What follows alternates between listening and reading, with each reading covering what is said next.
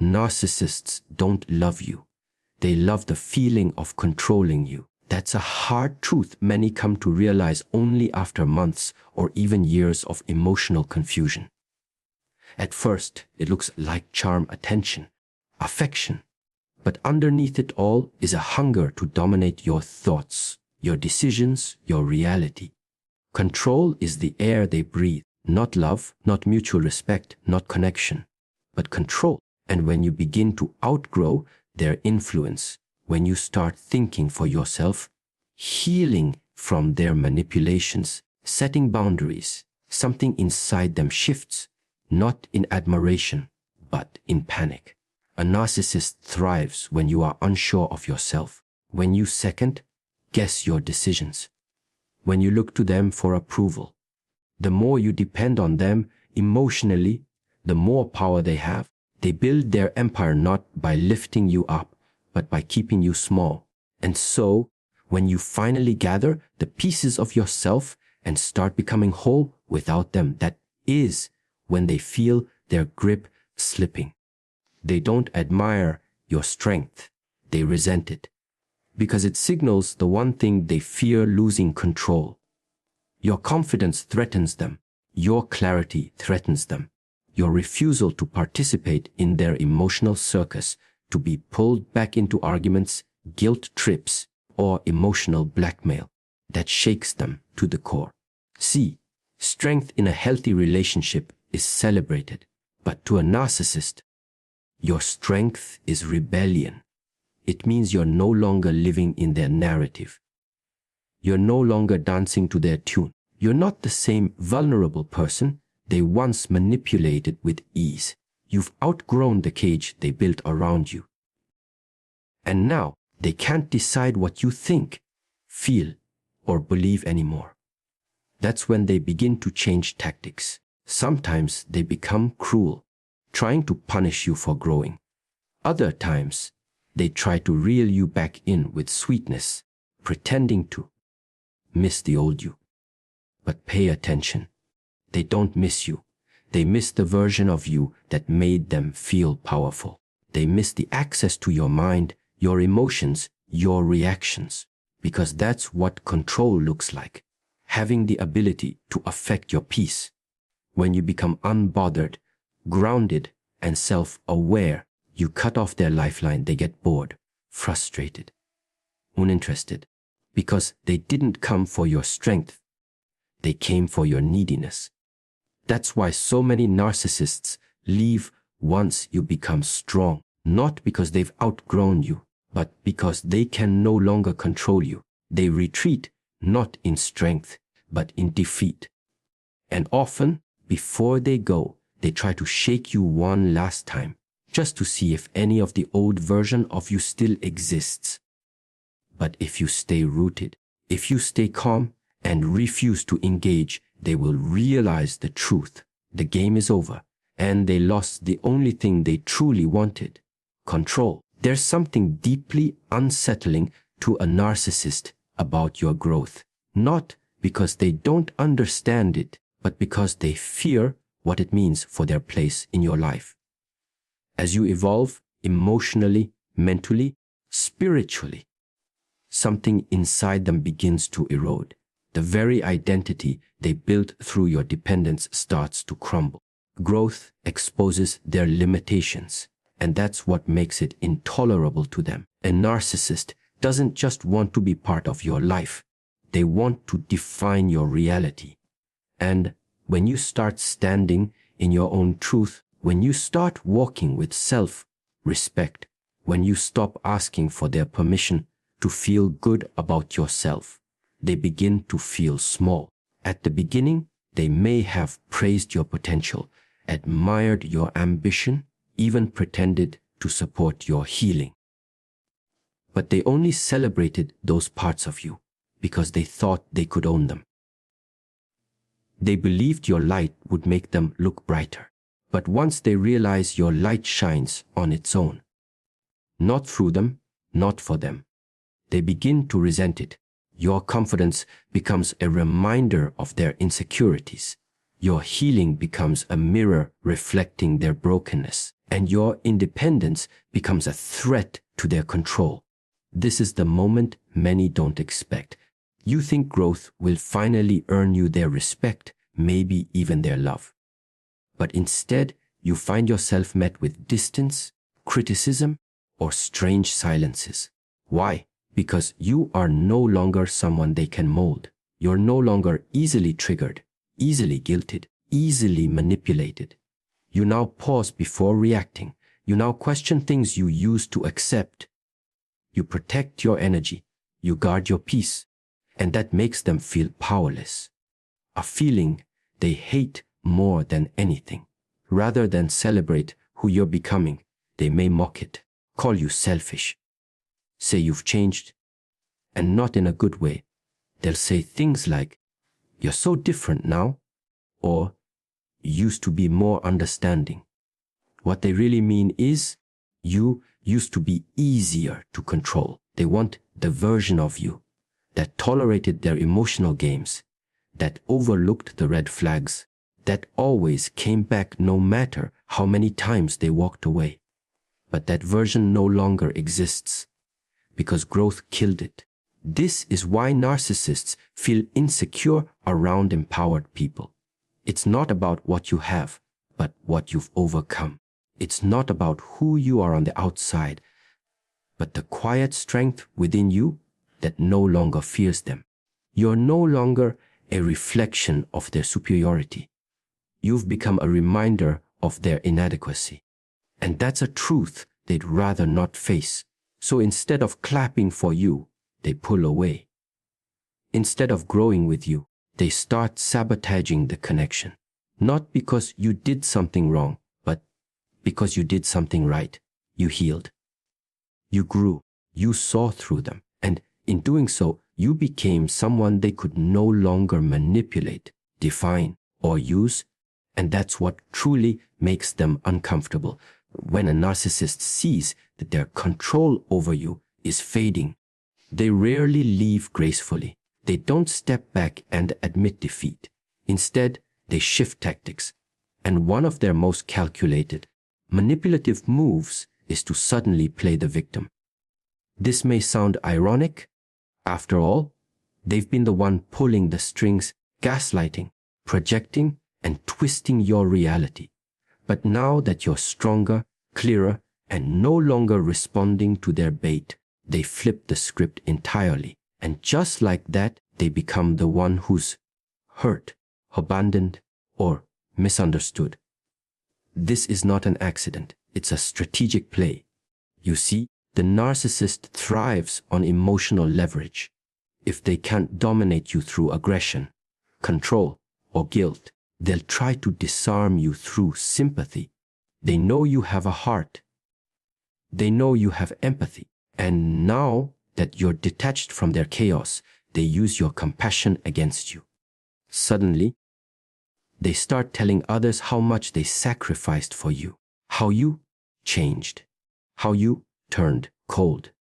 They craft a story where you're the ungrateful one, and they're the one who only ever loved too much. It's a trap.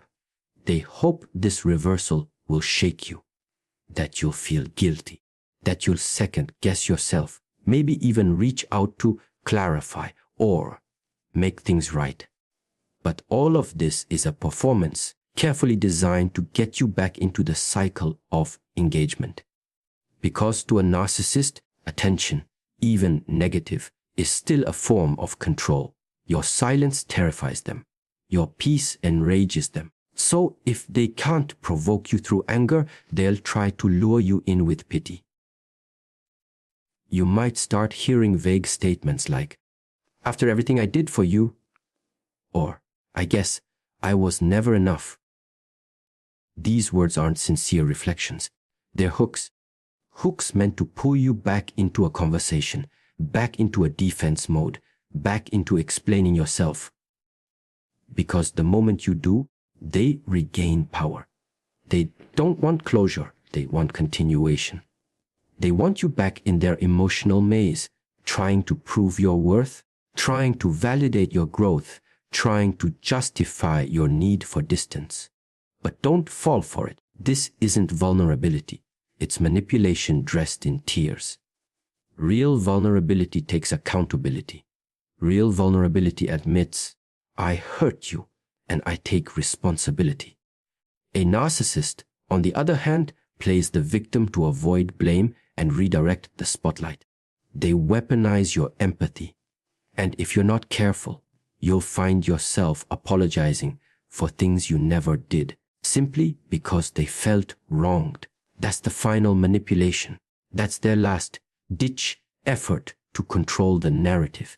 But the truth is, when someone plays the victim after being the aggressor, it reveals everything about who they are and nothing about who you are. So when they cry crocodile tears, when they start acting wounded after you find your strength, remember, it's not love.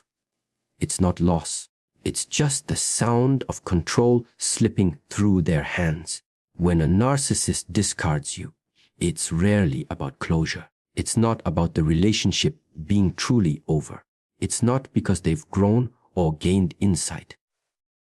Most of the time, it's a calculated move, done not out of maturity, but out of strategy. And that's what makes it so confusing for the person on the receiving end. The discard doesn't feel clean. It feels abrupt, cruel, and often comes right after you've started finding your strength. That's not a coincidence. It's intentional, because the discard isn't just about ending things. It's about delivering one final blow, one final twist. Narcissists discard not when the love is gone, but when the control is gone. The moment you stop chasing, stop pleading, stop participating in their chaos, something in them shifts. They realize you've begun to see clearly. And that clarity is dangerous to them. So instead of allowing you to fully detach and heal, they choose to discard you in a way that reopens your wounds. They want to leave a scar. They want to ensure that you walk away questioning your worth, your role, your strength. It's not about walking away clean. It's about walking away damaged. This is where the twist comes in. Rather than an honest goodbye, they might leave you for someone else suddenly, or ghost you without explanation, or end things with cold, dismissive words like, "You were never enough," or "I found someone better." And in that moment, it feels like everything you did, everything you gave, meant nothing. But that's exactly what they want. Not because it's true, but because they need to control how you remember the end. They want you to internalize pain, confusion, and guilt.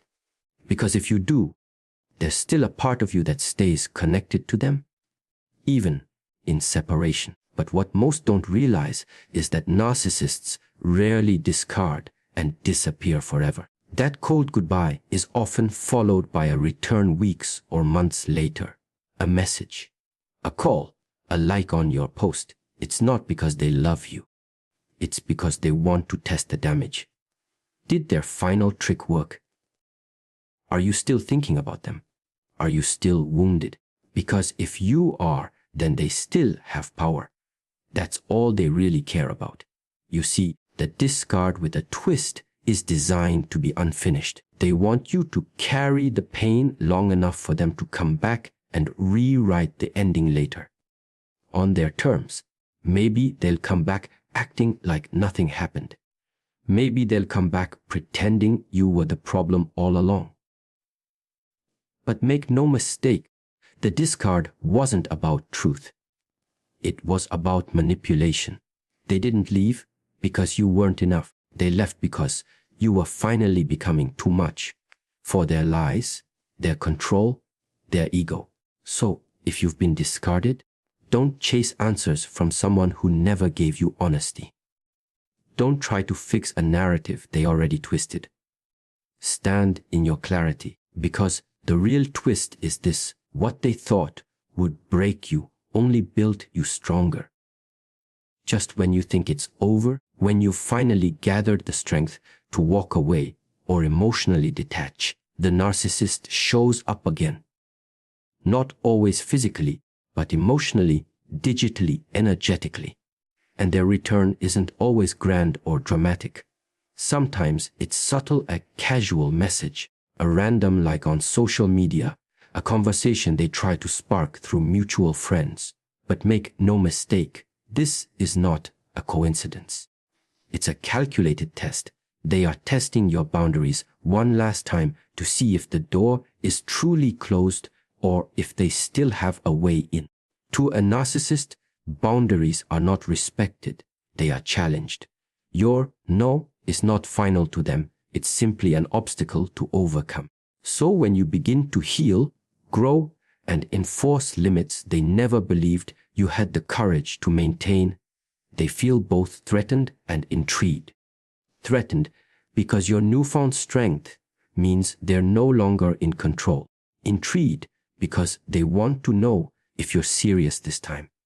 Are you really done? Or is this just another phase they can outwait? So they poke at your edges. They might say things they know used to trigger you. They may subtly insult your growth by calling it fake or dramatic. Or they may pretend to have changed using language that mirrors your healing journey. They'll say things like, "I'm working on myself too," or "I miss the connection we had," just to lower your guard. But underneath those words is not a genuine desire for reconnection. It's a trap, a test, a final attempt to pull you back into the same emotional cycle where they held all the power. This is the most dangerous moment in the healing process because part of you might still crave validation or even reconciliation. And they know it. That's why they don't test you when you're at your lowest. They test you when you're getting stronger, because that's when the challenge matters most to them. If they can break through now, it proves to them that no matter how strong you pretend to be, they still own a piece of you. And if you let them back in, even slightly, they will take it as permission to resume the manipulation. To them, a crack in your boundary is an open door. But if you remain firm, if you resist the urge to explain yourself, to engage, to fall for the bait, you communicate something they cannot tolerate: indifference. And indifference to a narcissist is worse than hate, because it means they no longer have any power over you. They test your boundaries one last time, not because they love you, but because they want to know if the game is truly over. Your job is not to prove anything to them, but to prove something to yourself, that your peace matters more than their chaos. And when you stay silent, steady, and unmoved, they finally get their answer. You've outgrown them, for real this time. There comes a moment in every battle with a narcissist when you realize that the most powerful weapon you have is not your words, your anger, or even your truth. It's your silence. Not the kind of silence that comes from fear or confusion, but the kind that's born from clarity and peace. This silence speaks louder than any confrontation ever could, because when you stop responding, when you stop defending yourself, when you no longer explain, justify, or plead, the narcissist knows they've lost. To someone who feeds off your reactions, silence is unbearable. Narcissists don't engage in conflict to resolve anything. They engage to maintain control. They want to see you upset, frustrated, confused. That's how they measure their importance in your life, by how much they can affect your state of mind. Your emotional reaction is their proof of power. So when you give them nothing, no anger, no sorrow, no explanations, it starves them of the very thing they need to survive: your emotional energy. Silence is not just a lack of words. It's a presence, a wall, a declaration that you will no longer play the game.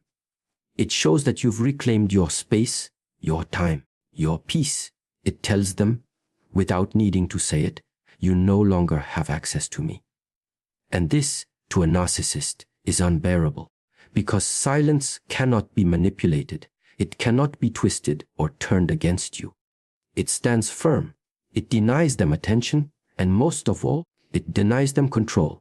They may try to provoke you one last time, stir up some drama, spread false narratives, reach out with a fake apology, even pretend they've changed.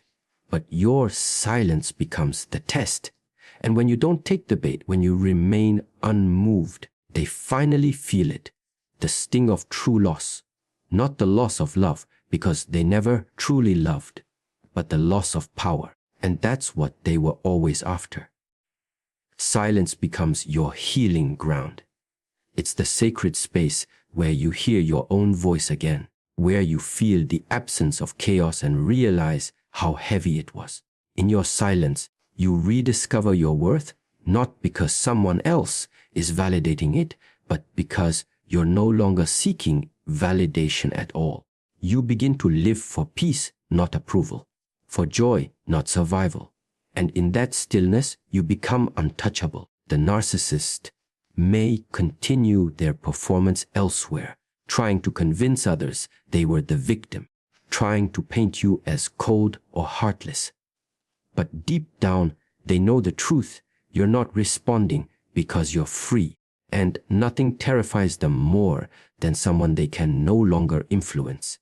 Your silence is the closing chapter they never saw coming. No dramatic exit, no parting monologue, just a steady, unwavering absence. And in that quiet strength, they're forced to confront something they can't handle, that they never had control over you to begin with. It was always borrowed, and now it's gone.